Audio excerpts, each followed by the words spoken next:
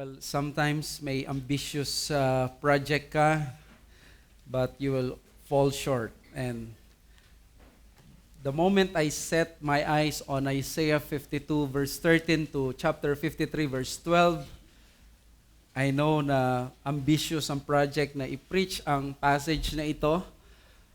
It's been more than 1 week na minemeditate and thinking for the Palm Sunday. But I wasn't really able na makover ang lahat ng verses nitong buong passage na ito, which I want sana sa Palm Sunday. So, the blessing ng resident pastor daw is you can always go back the next Sunday. I'll be preaching next Sunday afternoon because we have a speaker ng Sunday morning for the Easter. And we hope na this enormous task of expounding yung Isaiah 52 verse 13 to 53:12 will find its completion. Let us pray. Our Heavenly Father, kami ay humbled sa mga kinanta, inawit namin sa katotohanan na meron kami, even this passage considered to be one of the greatest, if not the greatest passage of the Old Testament. Kami ay parang mga maliliit na mga tao na nasa shoulders ng mga higante na binanggit sa passage na ito, at ng mga scholars that help us to understand this. And even pagtingin sa inyong passage, kami ay nanliliit na para kaming mga buhangin sa dalampasigan. For sure, we will not even be able to approach this passage kahit sa kanyang surface. But allow us, Lord, na makita namin ang glory mo, especially that truth that is so precious to all Christians, that you forsook your Son, that you gave all the wrath na meron ka sa mga elect, and you have unleashed it upon your Son. That the wrath of God and the reality of the Scriptures, that the God who loved His Son forsook Him for His people, may it be preached properly and with the Spirit's help. In Jesus' name, amen. Growing up here sa Pampanga, it has been unexpected at normal sight para sa akin ang every Holy Week ang makita ang mga iba't ibang individuals at mga groups passing by, nagbubuhat ng mga crosses. At hindi lang cross, minsan yung mga kung anumang kahoy o madalas ay mga puno ng saging, or other people flagellating themselves, sinusugatan ang kanilang mga sarili, especially ang kanilang sa bandang likuran. Simula Lunes Santo, that is tomorrow, may individual na gagawa ng panata na yan. Usually nakapantalon sila o kaya naman walang t-shirt. Naka-crimson na abito yung iba, pero lahat ay nakatakip ang ulo, para hindi mo sila makilala. Yung iba ay may dalang krus, yung iba ay may ibang mga paraan na humihiga sa daan. Ang pinakamarami dito sa lugar sa San Simon ay tuwing Biyernes Santo, at mula dyan sa barangay na nakikita nyong highway or daan dyan, may maglalakad dyan mula sa Barangay Santo Niño papuntang San Simon Parish Church sa Nuestra Señora del Pilar. At doon makikita nyo na sila ay sinusugatan talaga ang kanilang mga sarili, biniblade yung likod. And after that, marami sa kanila ang tatalon sa ilog para maligo. At kumpleto na ang kanilang mga panata, at marami sa kanila ang panatag na sa kanilang kalooban dahil sa pananakits na ginawa nila sa kanilang mga sarili, at ginawa nila ito para sa Diyos, para sa kanila. Ang kanilang kasalanan sa nakalipas na taon ay borado na, o kaya amanos na sila ng Diyos. Bagamat di nila gusto marahil magkasala after this, pero handa na sila muling tahakin ang susunod na taon upang makagawa man ng kasalanan, at least malinis-linis ang kanilang mga record. Next year ulit, magkakaroon ng paglilinis ng kasalanan tuwing Biyernes Santo. To be fair, hindi ito ang official theology ng Roman Catholic Church. What we call on this ay yung popular belief ng mga deboto, and that's what makes it even more alarming and dangerous. Ito ang mismo kasing nasa isip ng mga tagasunod. And we admire their courage and their sincerity, but they are sincerely wrong. Pero alam nyo, may isang bagay na hindi magawa ng mga nagpipinitensyang ito that makes itong mga ginagawang penitensya outrageous and blasphemous. They cannot capture appropriately and accurately kahit katiting lang yung sakripisyo ni Kristo, because when you go to the scriptures, ang mga nagpipinitensyang ito sa San Simon, ang mga nagpapapako sa krus doon sa Barangay Kutud sa San Fernando, Pampanga, ay magmumukhang salimpusa lamang or bata na parang batang nagbabahay-bahayan. And the reason is because the scriptures describe to us the sacrifice of Christ in the most brutal way. Ang description na hindi sinugatan lang. Pag tiningnan mo ito sa anggulo mula sa salita ng Diyos, the title of our message says it all. Smitten of God, ayon sa King James Version, pinatay mismo ng Diyos. At walang gumagaya sa mga gumagawa niyan dito because they do not want to experience, of course, that kind of gruesome death. And in all scripture, there is one chapter that stands out in giving us the perfect picture from the point of view from God Himself, because this point of view ay isang prophecy na 600 or 700 years before it actually happened yet. It is a perfect depiction of what happened on that cross of Christ sa Mount Calvary. And that is Isaiah 52 verses 13 to chapter 53 to verse 12. Let me read to you the inspired, the infallible word of God. Isaiah 52 verses 13 to chapter 53 verse 12. Behold, my servant shall act wisely. He shall be high and lifted up and shall be exalted. As many were astonished at you, his appearance was so marred beyond human semblance, and his form beyond that of the children of mankind. So shall he sprinkle many nations, kings shall shut their mouths because of him. For that which has not been told them they see, and that which they have not heard they understand.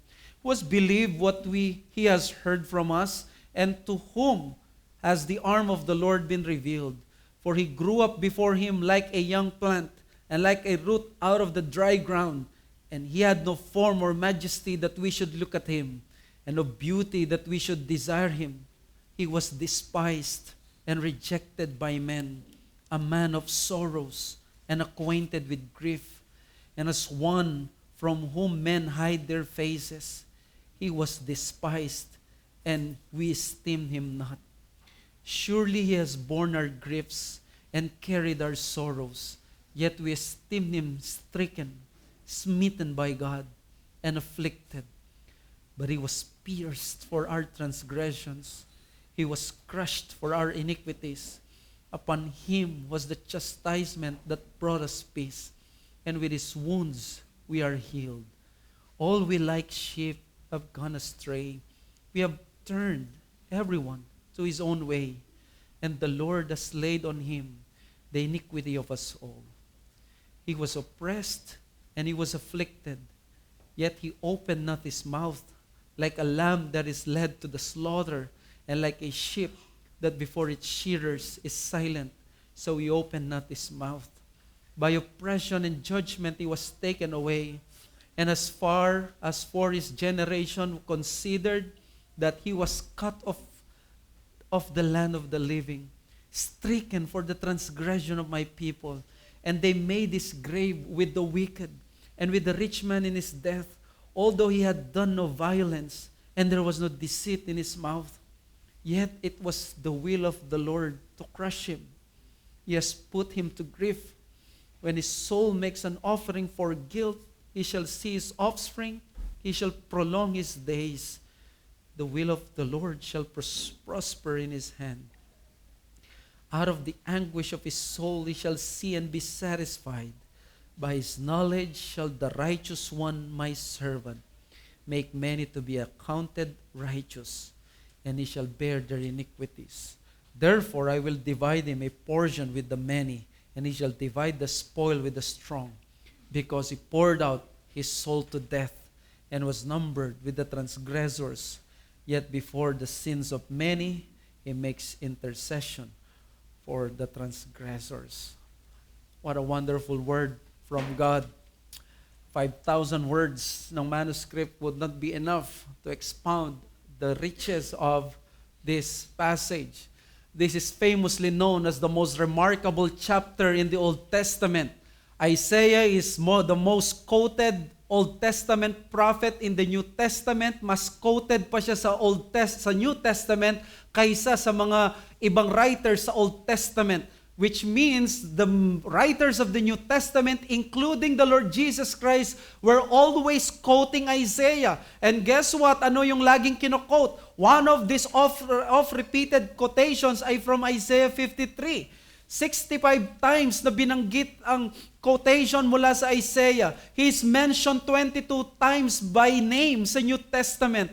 No wonder ayon kay John MacArthur, he is absolutely sure na si Christ, ito ang pinuntahan niya nung dinala niya, ito yung nung kinausap niya mga Emmaus disciples, and in-explain niya sa Old Testament ang sarili niya, ang ginawa niya. Sabi ni C.H. Spurgeon, and please listen, this is one of the chapters that lie at the very heart of the Scriptures. It is the very holy of holies of divine writ. Let us therefore put off our shoes, and from our feet for the place whereon we stand is specially holy ground. This 53rd of Isaiah is a Bible in a miniature. It is the condensed essence of the gospel. Martin Luther said that every Christian ought to commit to memory Isaiah 52 verse 13 to chapter 53 verse 12. Polycarp said of this passage, this is the golden passional of the Old Testament. Maraming mga scholars, they consider if Romans 8 is the Mount Everest of the whole Romans, the Mount Everest of the Old Testament is our passage. This is the choicest of all the messianic prophecies. Tanggalin mo ang lahat ng prophecies, may maiiwan na messianic prophecy, it will be Isaiah 53.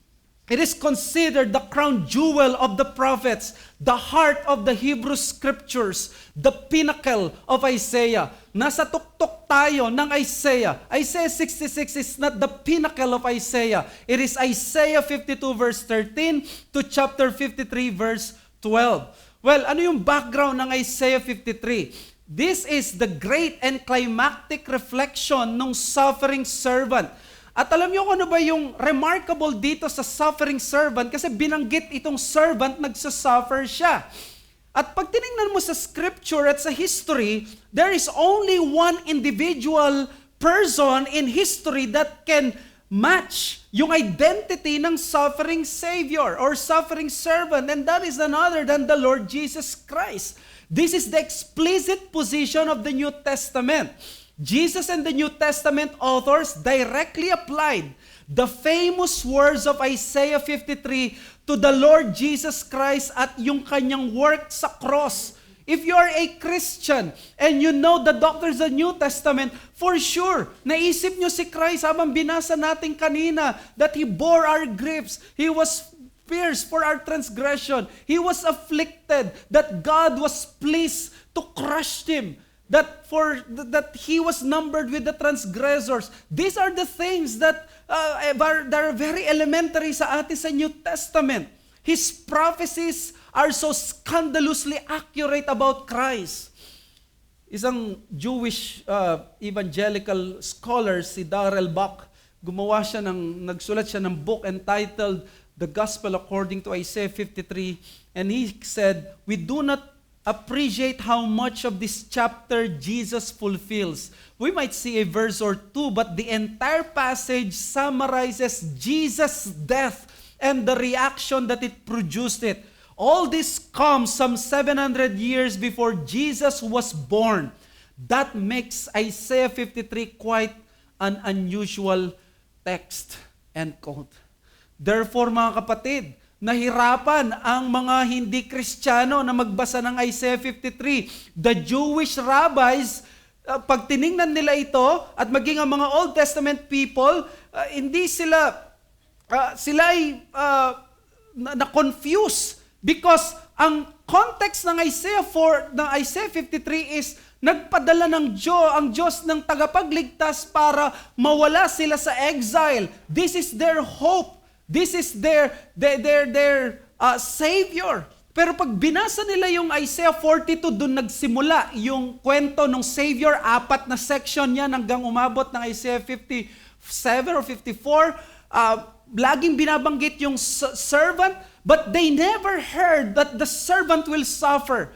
Yung kanilang iniisip na tagapagligtas, na Messiah, He will vanquish all the earth. Sila ang papatay sa mga Babylonians. Siya yung magliligtas sa kanila mula sa mga Assyrians. Therefore, biglang na-disorient sila. Even the rabbis, inamin nila that the Savior, the Messiah here is a suffering Messiah. Pero hindi nila maipaliwanag paano mangyayaring magsasuffer ang magliligtas sa amin mula sa kamay ng Babylon.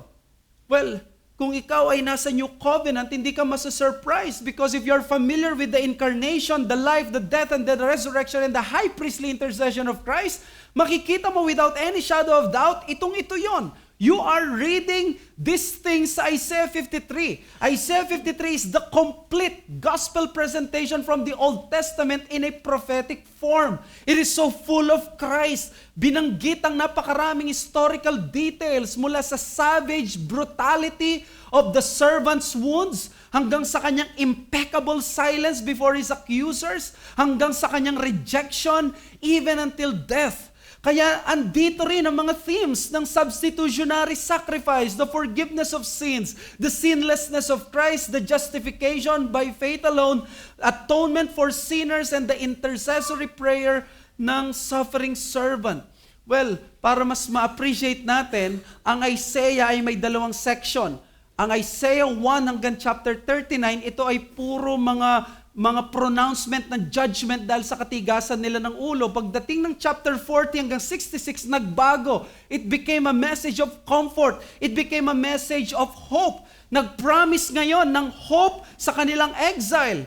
But the problem is, mula sa chapter 42, yung servant ni Yahweh, itong binasa natin, ililigtas sila mula sa enemies. But dito sa Isaiah 53, the fourth and the final part about Yahweh's servant, lahat ng Jew na magbabasa nito mako-confuse. They won't be able to understand it simply because they won't be able to accept it.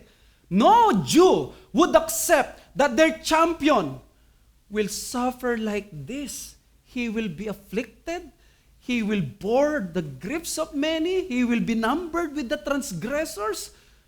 Kung ikaw may champion, let's say, kahit sa basketball, hindi mo gustong i-highlight ang kanyang kahinaan. But dito sa Isaiah 53, halatang-halata ang kahinaan. In fact, may mga ibang Jews, ang tingin nila, ang suffering servant dito ay isang leper, kasi ang sabi niya doon sa Isaiah 53, verse 4, He carried our sorrow, He was despised, sa verse 3, we esteem Him not. Nilayuan siya ng mga tao. Siguro leprous ang servant na ito. So anong gagawin ngayon? Sabi ng mga rabbis, i-ignore nila ito, nireject nila yung interpretation dahil bakit parang mas matindi pa kay Job yung nangyari sa ating champion, yung ating savior. Ang mga liberal theologians, sabi nila ang Israel ito. But the Christian position is that Isaiah 53 cannot be ignored and cannot mean Israel because the suffering servant here is the Lord Jesus Christ. He is presented in the most crystal clearest fashion way. na He was rejected, despised, pierced for our transgressions, crushed for our iniquities, afflicted, chastised, oppressed, and numbered with the transgressor. And the most of all, He was killed by God. Pinatay mismo ng Diyos. He was smitten by God. This is none other than Israel's Messiah, Jesus Christ, the only begotten Son of God. Sabi ni W.E. Best, the section of Scripture shows Jewish enmity and Roman cruelty inflicted on Jesus Christ. So para makarating tayo sa message natin, ano ba ang gustong ipakita ng suffering servant? Ang gusto nila tagapagligtas na physical, political, pero ang sabi ng Isaiah 4:53, alam niyo ba kung ano yung pinakatugatog or climax ng comfort ng people, ng Diyos sa inyo bilang tao na nasa exile? Hindi yung palayain kayo mula sa inyong mga captors. Hindi yung bigyan kayo muli ng magandang buhay sa Israel. Ang pinakamatindi at pinakadakilang uri ng comfort na binibigay ni Yahweh ay wala nang iba kundi ang pagpapatawad ng inyong mga kasalanan. Ang pagkamatay ng tagapagligtas upang kayo ay magkaroon ng buhay na walang hanggan. Ito yung pinakadakilang comfort. Ang mga Israelita, ang pinakagusto nilang comfort ay makaligtas lang sa Babylon, makaligtas lang sa Assyria.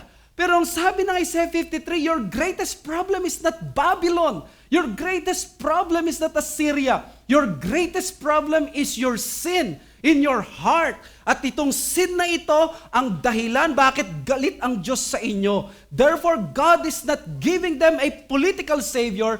God is not giving them a wise business person to give them a good life. God is giving them a suffering servant who will atone for their sins. God gives them more. Gusto lang nilang deliverance, captivity, and from oppressors. Si Yahweh, He knows their greatest needs, that their greatest captors and tormentors are not Babylonians and Assyrians, but their own sin. Para silang mga pasyente na may terminal disease na ang gusto lang ay gumaling yun sa nagalos nilang kamay o paa, pero ayaw nilang gumaling sa pinaka-terminal disease nila. But Yahweh is saying sa Isaiah 53, look, anuman ang dinaranas nyo, kayo man ay inaalipin dyan sa Babylon, anuman ang mangyayari sa inyo, hindi ito ang pinakadakilang problema sa inyo. Ang nang aalipusta sa inyo, hindi ang ibang tao, kundi ang inyong kasalanan. Kaya ito ang dapat nating maintindihan that Isaiah 53 was written not only for Israel, but for every sinner. This is the gospel of the Old Testament. This is the most important passage of the Old Testament, and it's all about the Lord Jesus Christ. And I give you this message, the greatest deliverance God provides is the sin-bearing work of Jesus Christ, because God had to kill His own Son to save us from the unbearable guilt that we carry. The greatest deliverance God provides is the sin-bearing work of Jesus Christ, because God had to kill His own Son to save us from the unbearable guilt we carry. Isipin nyo sila, ang dala-dala nila sa kanilang mga balikat ay mga utos ng mga Babylonian masters. Ang iniisip nila ay, kailan mawawala itong nasa balikat ko, itong trabaho ko, yung mga nag-aalipustang amo ko. But God is saying, hindi yan ang pinaka-problema mo. Hindi ba't yan ang problema din natin? We think that other people and these circumstances are our problem. But Isaiah 53 is giving us a clear-mindedness here that He's showing this is your greatest problem, and God in Isaiah 53 is providing you your greatest deliverance, and that is to remove those guilt and to forgive your sin. What a revolutionary and comforting message the Son of God gives. Hindi lang para sa Israel, ito'y para sa lahat ng mga nasa lowest of the low, nasa putikan ngayon ng kasalanan, mga nabibigatan sa conviction ng kanilang conscience. Alam mong hinahabol ka at pinapahirapan ka minsan ng kasalanan mo, parang mga cancer cells na gusto niyang atakin at pahinain ang katawan mo hanggang magapi ka niya, ganyan ang kasalanan. At ang solusyon ay ano? Ano magiging solusyon para tayo ay makaligtas dito sa pinakamatinding problema natin? Nakikita natin ang bigat nito. Nararamdaman natin ang kasalanan. Nagagawa natin ang kasalanan. Nakikita at ramdam natin ang kamandag nito. Nakakapagod ang kasalanan. Nakakawala ng ganang mabuhay ang kasalanan. Pero ang pinakamabigat pala ayon sa passage na ito ay wala nang iba kundi ang pananaw ng Diyos sa kasalanan na punong-puno ng galit, puot ang Diyos dito sa passage na si Isaiah ay binigyan ng prophetic glimpse on the cross mula sa vantage point ng Diyos. This is more reliable than the observation of Tacitus or Josephus or anumang record na extra-biblical, even though it happened 600 or 700 years before the cross, because this is an inspired account of what happened on that cross. Parang sinasabi dito ng Isaiah 53, what does it take to receive this kind of deliverance? Yung kasalanan mo na pagkadami-dami, ang tanong nito is, atonement possible? Or in the words of our beloved hymn, full atonement, can it be? And the answer is, hallelujah, what a suffering Savior. While the country sees the death of Christ through their lens ng Holy Week, bakit hindi natin i-fasten ang sarili natin through this inspired, inerrant, infallible point of view of heaven on the death of Christ? At gusto kong tingnan natin ang death of Christ through the grid of Isaiah 53. If you will ask Isaiah 53, ano yung pinaka-issue dito? Ang issue dito is the title of our message, Smitten of God. Pinatay ng Diyos. Ganito yung ginawa ng Biblia, ng Diyos para lamang masolusyonan yung pinaka-problema mo. Kailangan may patayin, may tirisin. And I hope maintindihan natin kung ano ang ibig sabihin nito. Dahil may dalawa tayong makikita dito na heart-wrenching yet precious theological truths. If the point of view from Isaiah 53 is given, there are two things. The servant was forsaken in order to taste the full wrath of God, and the number two, that the sinners will be forgiven and their guilt be removed from them. So, yun na lang ang gagawin sana natin. I hope na mabot tayo sa time. The first one is fully forsaken to receive the wrath of God. And number two, fully forgiven to remove the guilt of sin. Ito yung nangyari sa Isaiah 53. At sana makita natin ang Isaiah 53 or yung pagpo-forsake kay Christ the way the Bible explained it. Well, look at this. Isaiah 53 captures in vivid language the picture of Christ being forsaken and receiving the cup of God's wrath. If there is one place in the scripture na makikita mo, talagang pinabayaan ng Diyos Ama ang kanyang anak, this is it. Isaiah 53. If you want a place in the Bible na makikita mo yung wrath of God, kinuha ng Panginoong Yesus, this is it. Well, manually, nilista ko ang lahat dito sa description ng passage, sa passage na ito, ang description about the suffering servant. And while I was writing yung description, kaya nga hindi mauubos yung sa Isaiah, yung buong passage. Alam niyo ba kung ilan ang description about sa suffering servant? The passage gave us 37 descriptions. 37 descriptions ang nahanap ko. Paano niya dinescribe ang suffering servant? Ano yung nangyari sa kanya? And I hope, hindi natin makukover ang 37 na ito. Maabot tayo mamayang gabi. Verse 14, umpisahan lang natin doon hanggang for some time lang. Isaiah 52 verse 14, ang sabi dito, dinescribe ang ating Panginoon. His appearance was so marred beyond human semblance, his form beyond that of the children of mankind. Tignan nyo kung paano dinescribe ang pagpo-forsake ng Diyos Ama sa kanyang anak. Ikaw pwede mong i-describe, pinabayaan ko yung aking anak. Di ba nagkakaroon ng issue ngayon sa Angeles City, may 2 bata na nakulong or nakapasok sa isang Toyota Vios and then hindi na sila nakalabas at nagkakaroon ng issue kung sino dapat masisi. Pero binabash daw ang mga pamilya o magulang dahil ina-accuse sila ng kapabayaan. Well, ipaubaya natin sa mga otoridad kung sino dapat masisi, pero ang gusto kong ipakita dito is that yung kapabayaan nating mga tao hindi aabot dito sa level ng forsaking na ginawa ng Diyos Ama na mapagmahal sa kanyang anak. But this is what it took for our salvation to happen. Verse 14, His appearance was so marred, beyond human semblance, His form beyond that of the children of mankind. Ang impression dito, pag binasa mo daw ito, parang kailangan mapapatras ka, parang magugulat ka. Teka muna, hindi mo daw tatanungin na, ito ba yung Messiah? No, ang tanong mo daw, tao ba to? Kasi there is no human semblance. Ang mangyayari sa kanyang anak pag pinabayaan niya, talagang mahihirapan siya to the point na parang hindi na siya magmumukhang tao. In other words, yung extreme suffering ang ina-explain dito. But through extreme suffering, doon lang lalabas ang extreme power to cleanse. It is meant to shock the reader. Yung Hebrew word sa astonish is the Hebrew word shamem.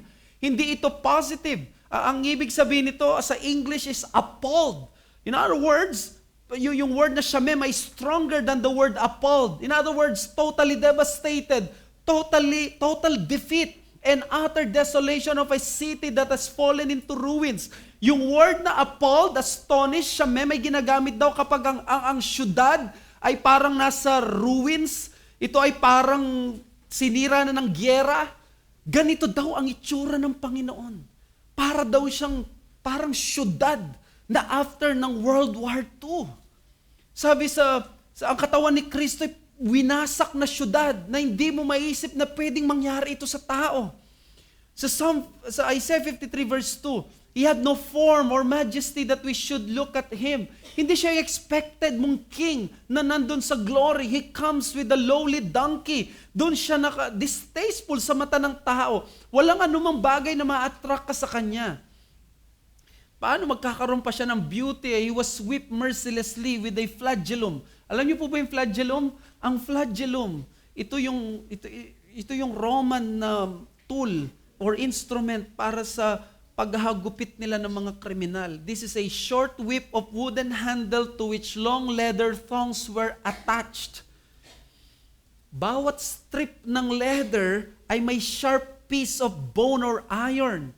Ang biktima ay itatali sa isang poste pero suspended ang kanyang paa off the ground para pag hinataw yon, talagang kakapit at punit agad ang laman.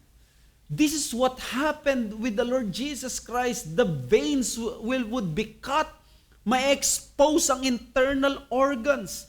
Dito pa lang ay enough na matroma na ang biktima at pwede na niyang ikamatay. But the description sa Isaiah 53 is not enough. Sabi pa sa verse 3, He was despised and rejected by men. Yung word na despise in the Old Testament is disdain, contempt. Siya ay itinuring na contemptible, kahiya-hiya, abhorred by the nations and by His own people. Figuratively, parang nung napako daw siya sa krus, si Kristo, in-excommunicate siya ng lahat. Even all the nations. Nung nandun siya sa krus, wala. Even His disciples ay wala sa tabi niya. He was excommunicated by the human race. He was considered a criminal. Yung word na rejected by men sa ibang translation like the NASB is forsaken of men. Reminder ito ng gabi na pinagtaksilan siya mismo ng lahat ng tao, including His disciples, iniwan siya. He was forsaken. Verse 3, He was a man of sorrows, acquainted with grief. Sorrow in all forms, hindi lang physical, may extreme anguish. It was inflicted upon Him. Hindi lang siya naging malungkot emotionally. We remember Him as a human being. He wept and had these moments of sorrow. He was greatly distressed. He was troubled. He was sorrowful even unto death. Verse 3, As one for whom men hide their faces, He was despised and we esteemed Him not. He was in His extreme lowest of the low. Verse 4, yet we esteem him stricken, smitten by God, afflicted. Ang heart ng passage ng Isaiah 53 is verses 4 to 6. This is what we see, yung penal substitution. Hindi pala siya namatay bilang isang hero, hindi siya namatay bilang martir, hindi siya namatay dahil na-aksidente siya, hindi siya namatay dahil nag-suicide siya. There was that divine intention to kill him. God was exacting the price of the sin of sinners sa kanya. In other words, nung nakapako siya sa krus, ayon dito sa Isaiah 53, talagang gusto siyang patayin ng Diyos. There is no other way, hindi siya makakalusot. And in verse 5, He was pierced for our transgressions. It means it was made an atonement for us. Hindi niya kasalanan, pero dahil sa atin, siya ay sinugatan, tinusok, pinarusahan. Ito ay pagpatay dahil sa transgression natin sa harap ng Diyos. Marami pa ito, but it would be enough for us na makita yung 37 descriptions na ito na ginawa ng Panginoon. This is what it took para mangyari ang pagliligtas, para ikaw ay mailigtas sa kasalanan. I'd just like to emphasize yung sinabi niya na He was pleased to hurt him. The Lord has laid on him the iniquity of us all. At nandoon, siya ay natuwa ang Panginoon. Sinong ama ang matutuwa na ang kanyang anak ay mahihirapan at mamamatay? But obviously, Jesus was carrying the sins of other people.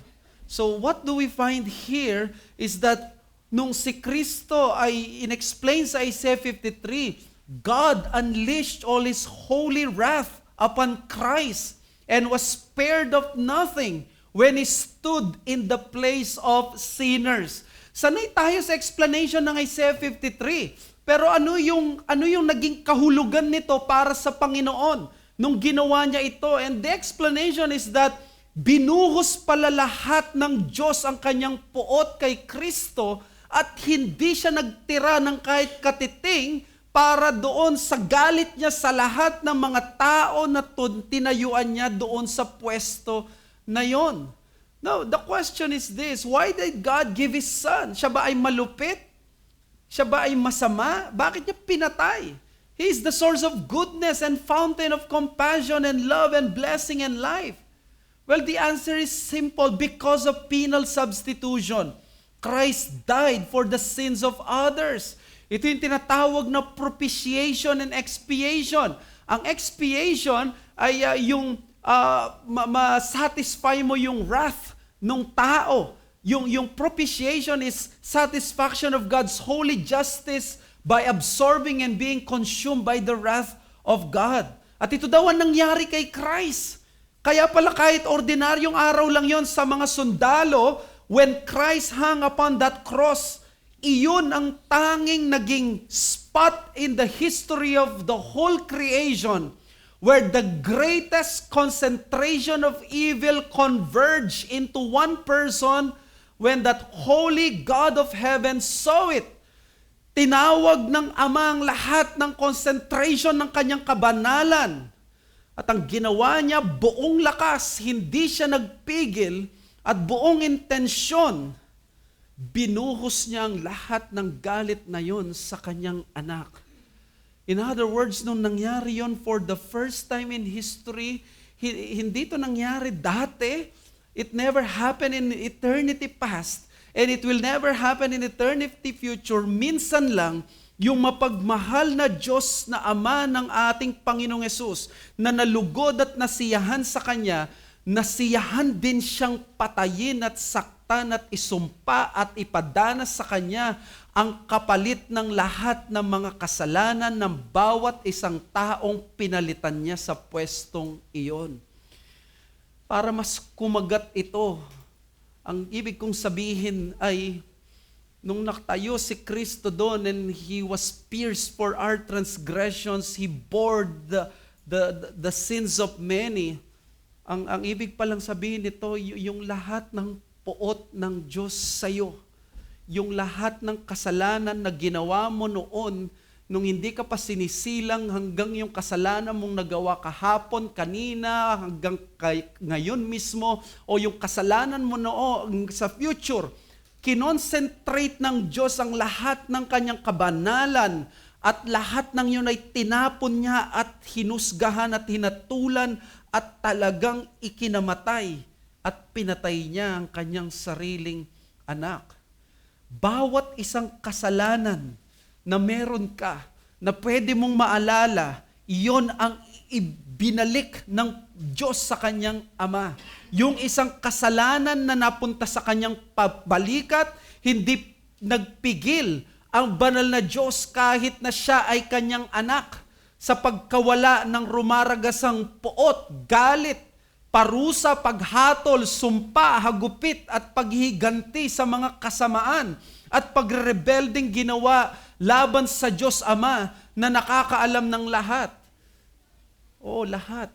Lahat ng naisip mo, lahat ng nasabi natin, lahat ng nagawa natin, lahat ng idolatries and adulteries, lahat ng profanity and immorality, lahat ng rebellion and fornication, lahat ng murder and slander, lahat ng envy and jealousy, lahat ng pagmumura, pangungutya, pagchichismis, pagmamataas.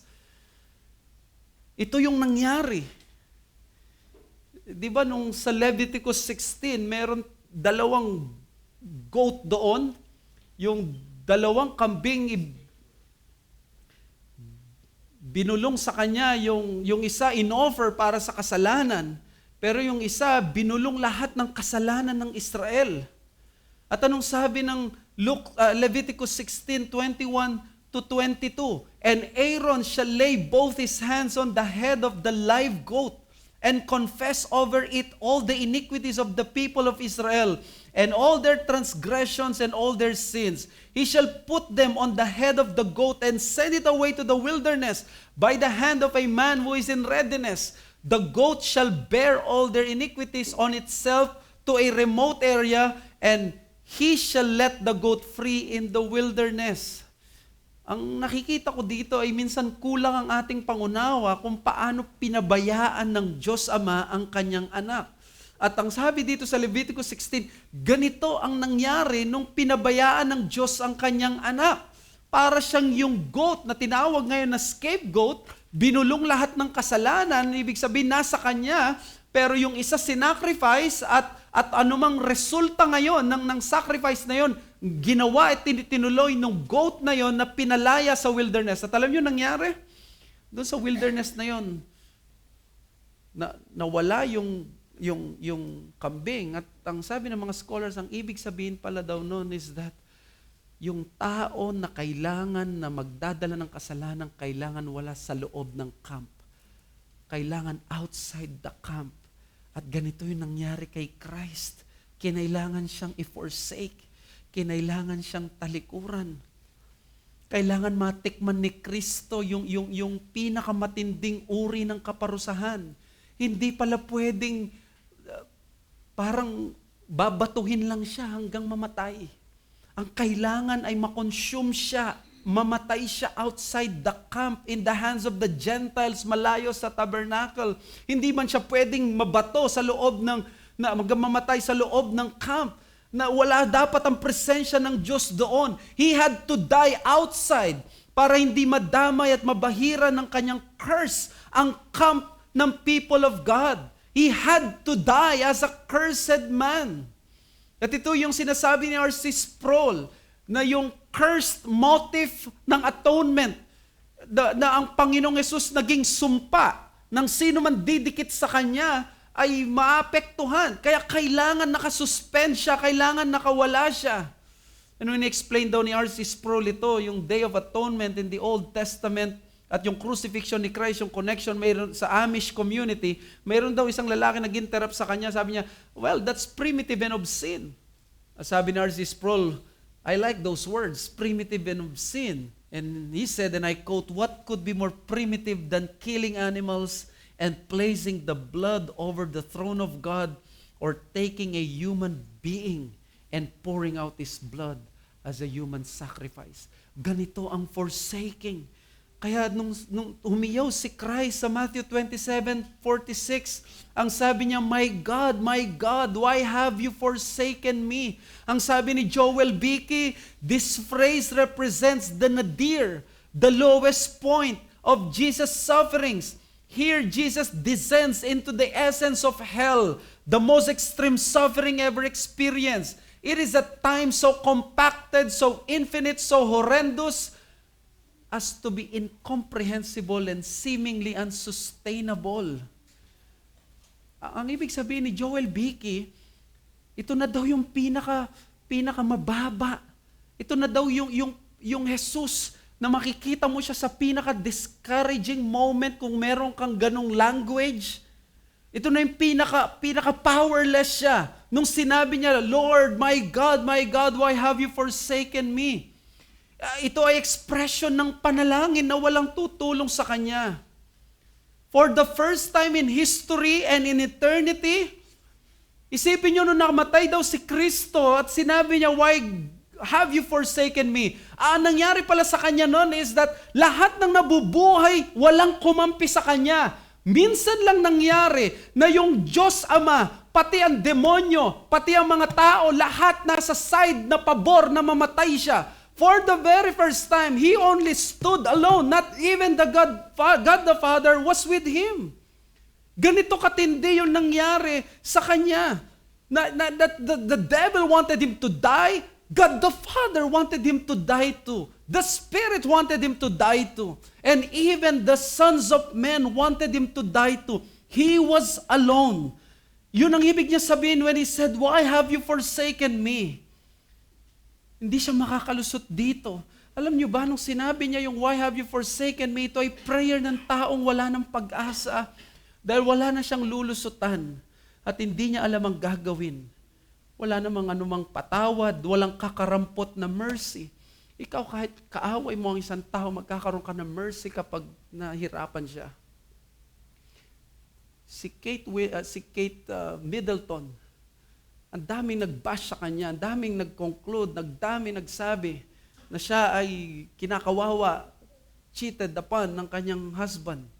Yet, napahiya ang marami. At anong nangyari? Bumuhos ang awa sa kanya.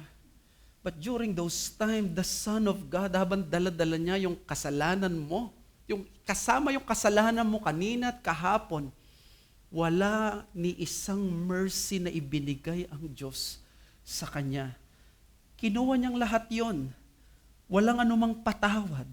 At alam niyo, paano pa mas magiging masakit ito? Mas magiging masakit ito kapag maalala mo si Hagar. Si Hagar na wala sa covenant ng Abrahamic promise. Buti pa siya, may nagpakitang anghel. But when Christ said, my God, why hast thou forsaken me? It meant walang anghel na magpapakita. Walang Jehovah Jireh na lalabas sa Genesis 22. Walang kay Joshua may tumulong na angel of the Lord. Pero dito sa krus, 3 hours kadiliman lang ang meron. Itutuloy ito ng Panginoon. Nakatalikod siya sa kanyang anak. Wala ni isang magpapalakas sa kanya. Walang ipapadalang isang anghel. Walang tubig na ibibigay sa kanya. Walang propeta na magsasabi na magkaroon na ng tubig. Walang sasama sa kanya.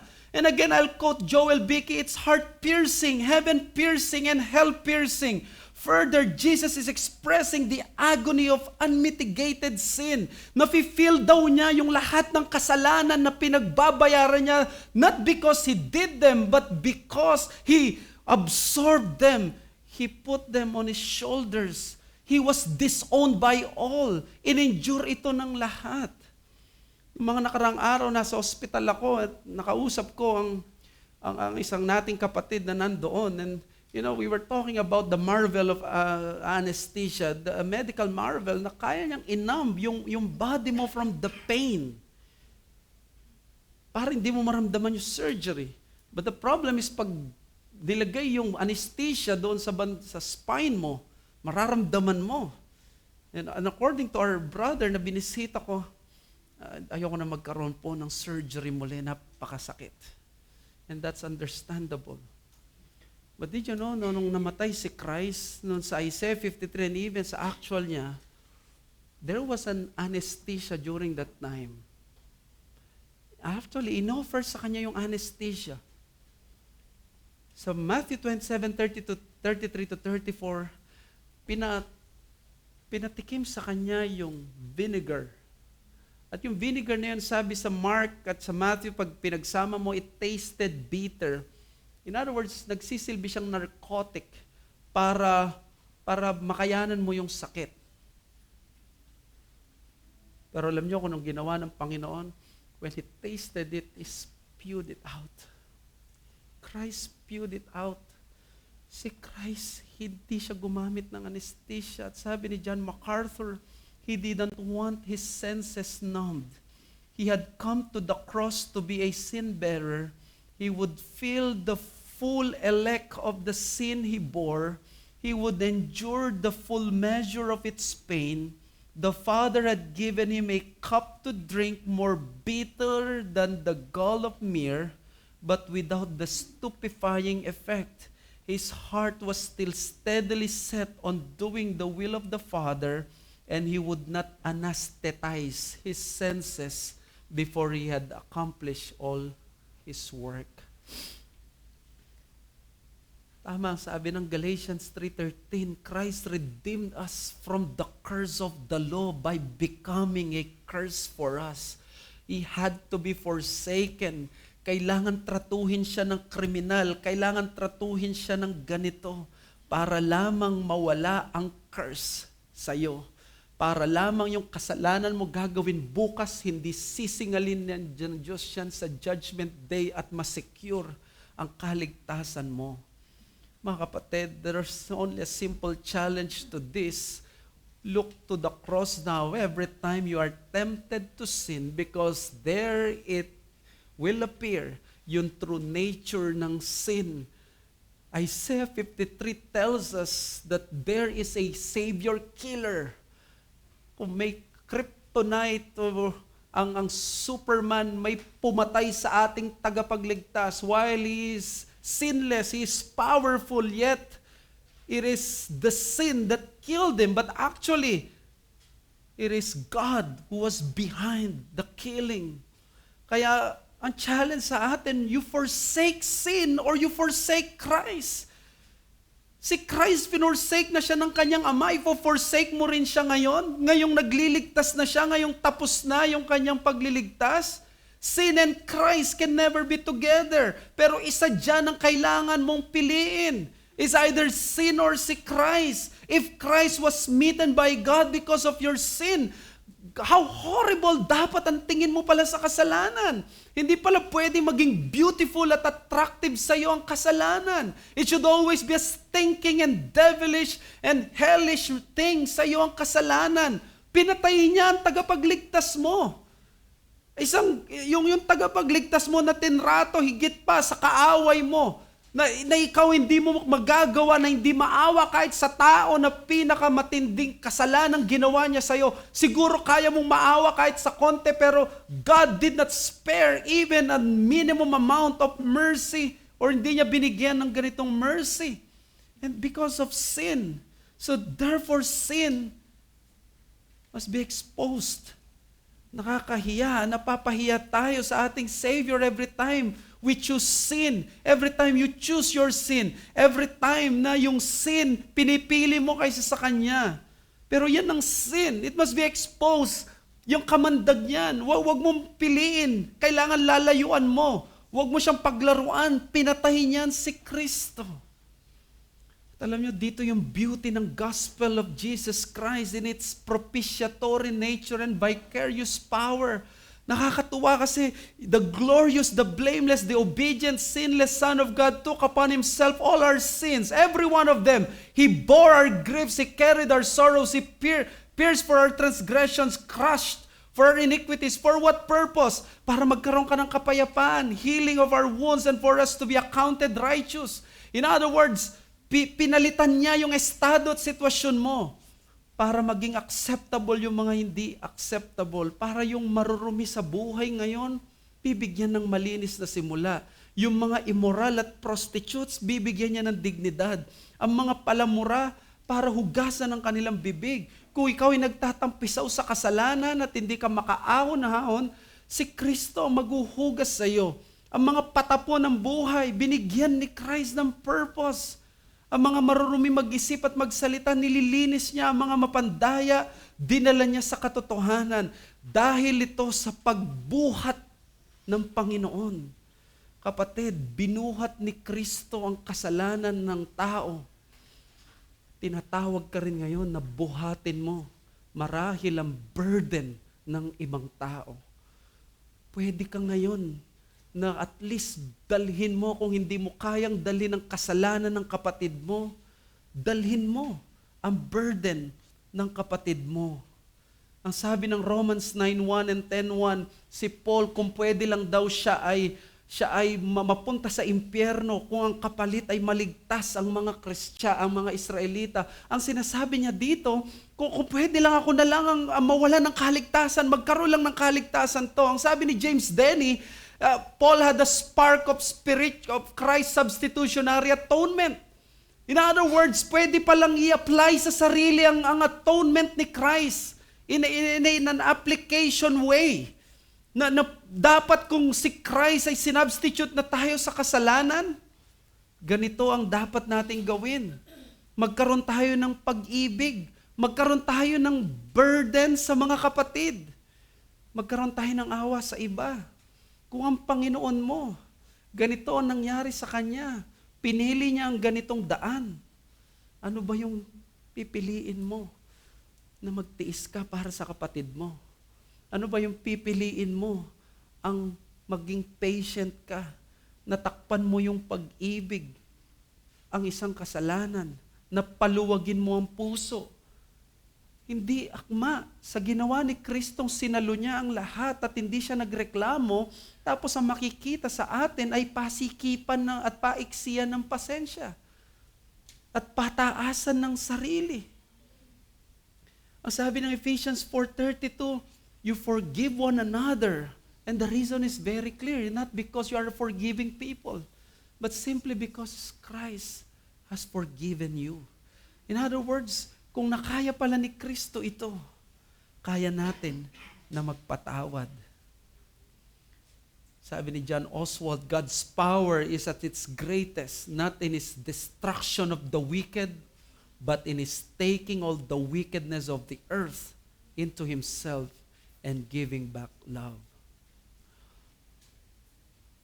Sabi ng Isaiah 53 verse 7, napakaganda nito and I really like this verse. He was oppressed, He was afflicted, yet He opened not His mouth. Like a lamb that is led to the slaughter, like a sheep that before its shearers is silent. Alam mo yung anong ibig sabihin nito? Si Kristo, ginawa pala niya ang ganitong bagay na napakatahimik niya. Tinanggap niya yung ganitong degree ng forsakenness. At pwede pala nating ma-apply ito. There was a time sa ministry ko that I went into a meeting sa ministry and nobody knew doon sa mga taong kakausapin ko. It was a painful and bitter moment because it is a conflict. But as a pastor, I was gripped by this verse. And these people na kausap ko, they didn't know na bago ako pumunta doon sa place na yon ng meeting, my meditation is Isaiah 53 verse 7.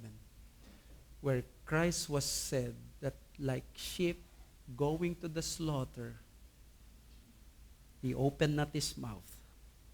Like a lamb that is led to the slaughter, and like a sheep that before its shearers is silent. And I've received the power of this verse because it was the time na gustong umandar ng pride ko. It was the time na gustong umandar ng aking sariling gusto. But nobody knew that I was reading and meditating this verse. And all I need was the humility of Christ. And I can tell you, pag nalaman mo ang Savior mo, na pwede siyang pumunta sa slaughterhouse ng silent, hindi mahirap magpakumbaba sa ibang mga tao. Bilang lingkod ng Diyos, hindi pwede at hindi mahirap ngayon at hindi imposible na makakapagpababa ka ng sarili mo. Sino man tayo, ano man ang ginagawa natin, ang sinasabi, ito si Christ. Ito yung idolo natin. Ito yung champion natin. Kumusta ang iyong entertainment or yung pag-deal with mo sa sin? Kumusta yung paglago mo sa graces na ginagawa ni Christ? Nagagawa mo ba ito? Mahirap magmataas kung ganito ang tagapagligtas mo, ganito siya kababa. Napakahirap maging selfish kung ganito siya kapagbigay sa kanyang sarili. Napakahirap isipin ng sarili kung ganito ang tindi ng atonement ng Panginoong Yesus. Kaya ito ang sana na makapagpaalala sa atin. In 2006, nung pinreach ni R.C. Sproul ang isang sermon entitled The Cursed Motive of the Atonement, maraming nagsabi, it was the best sermon of R.C. Sproul. And the reason, na sabi ni Mark Dever, is that whenever you hear this and you read this verse, you will end up not praising R.C., but the Lord of R.C. At ito ang atonement. We will be led to praising the Lord Jesus Christ. Let us pray. Our Heavenly Father, we pray and we thank you sa passage na ito. Lord, it's very clear that there is only salvation in Christ. Kung meron dito, Panginoon, wala pa kay Christ. The gospel was being offered all throughout the passage and the sermon. May they not harden their hearts. Nawa lumapit sila sa inyo, kay Kristo. Mga bata, mga may edad na, mga singles, mga married, mga hindi pa members, mga members. They see the beauty of Christ, walang ibang kaligtasan kundi sa Kanya. At Panginoon, salamat Panginoon dahil sa pag-absorb mo ng lahat ng galit ng iyong Ama. Nagkaroon kami ngayon ng pattern sa Christian life that we cannot be proud. We cannot be unforgiving. We cannot be selfish when we cannot live in sinful lifestyle.